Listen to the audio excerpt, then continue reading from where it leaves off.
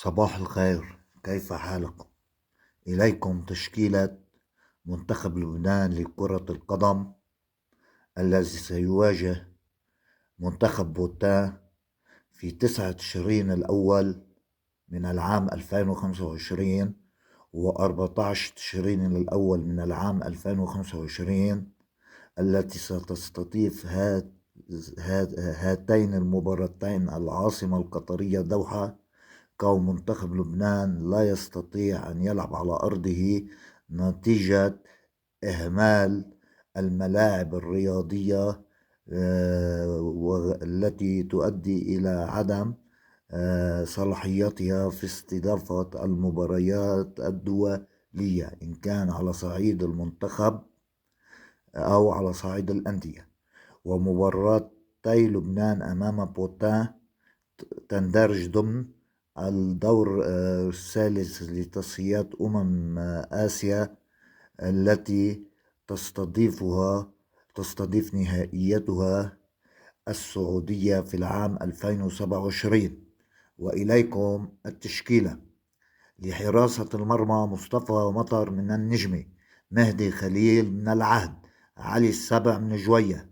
للدفاع: نصار من الأنصار، محمد صفوان، خليل خميس، حسين زين من النجمة، حسين شرف الدين محمد الحايك من الصفاء، حسن فرحات من العهد، خضر قدور من ساوث ميلبورن الأسترالي.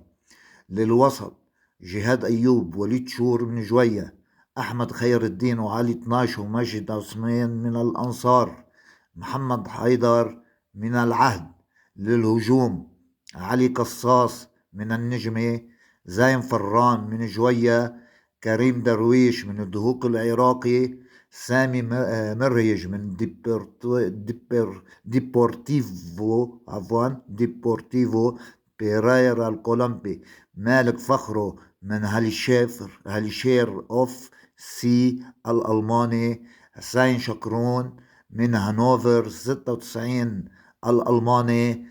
كل التمنيات أن يربح منتخب لبنان أمام نظيره بوتان في 9 و14 تشرين الأول، وأن يعزز أماله بالتأهل لنهائيات كأس آسيا 2027 التي ستستضيفها المملكة العربية السعودية، وعلى أمل أن تكون آخر استحقاقات المنتخب والأندية باللعب خارج الديار اللبنانية،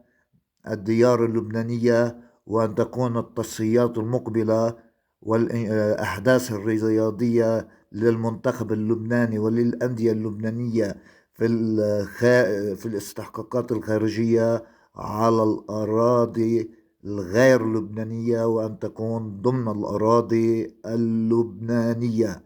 بالتوفيق لمنتخبنا الوطني، وتحية له من بلدة الفرزل البقاعية الواقعة في البقاع الأوسط، وتحديدا من فراس مهنا الفرزل، مواليد عام 1980.